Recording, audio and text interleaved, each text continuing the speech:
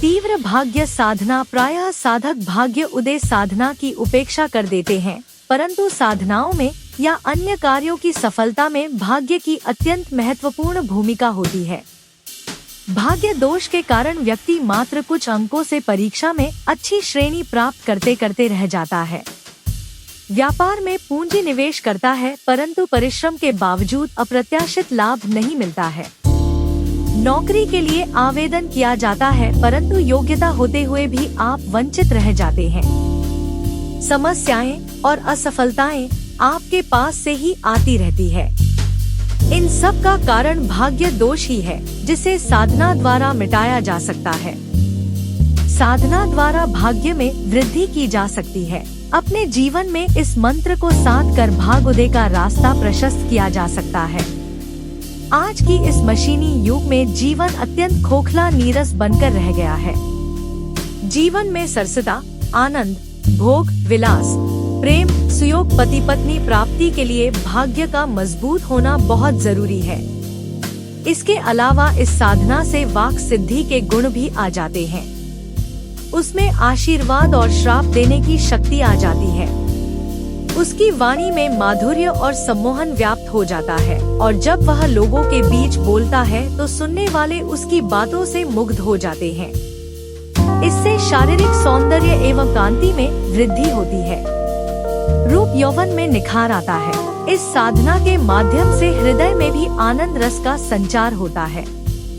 उमंग, प्रेम और हास्य का संचार होता है, जिसके स्वरूप हजार कठिनाई और तनाव रहते हुए भी व्यक्ति प्रसन्न एवं आनंदित से बना रहता है। अतः इस साधना को पूरे तन, मन और श्रद्धा भरोसा से प्रयोजन करना चाहिए। पहले ओम क्रीम कृष्णाय भाग्योदय क्रीम ओम नमः। इस मंत्र को भोजपत्र या केले के पत्ते पर लाल कलम से अंकित करवाकर उसका लेमिनेशन करवा लें, या आप चाहे तो चांदी के पत्थर पर या तांबे के पत्थर पर भी अंकित करवा सकते हैं।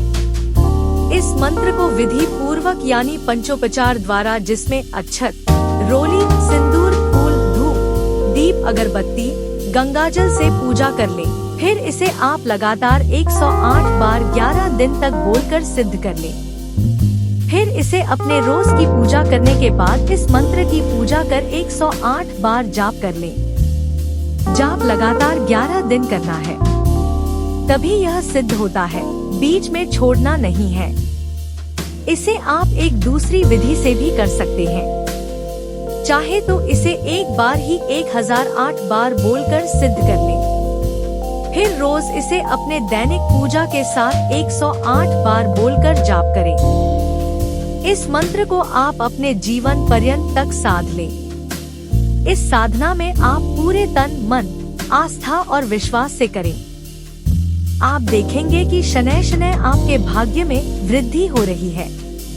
आपको इसका बरकत समझ में आएगा। ऐसे भी पेड़ लगाते ही पेड़ में फूल और फल नहीं निकलने लगते हैं। उसकी एक मैच्योरिटी होती है कि इतने मैच्योर होने के बाद उसमें फूल और फल आते हैं।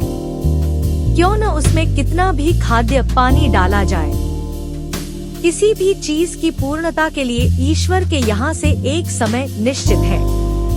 हम लोगों को प्रयास भर करना है, और हम लोग सिर्फ प्रयास कर सकते हैं आस्था और पूरे भरोसा के साथ। फल की प्राप्ति तो ईश्वर के द्वारा होती है। गीता में भी तो यही लिखा गया है कि कर्म किए जा, फल की इच्छा मत करे इंसान। फल तो ऊपर वाले देते हैं, और आप यकीन मानिए ऊपर वाले जो देंगे वे आपकी सोच से अलग आपसे अच्छा देंगे। चाहे तो आप इसे आते जाते किसी भी काम को निपटाते हुए हमेशा कर सकते हैं। सिर्फ शरीर शुद्ध होना चाहिए।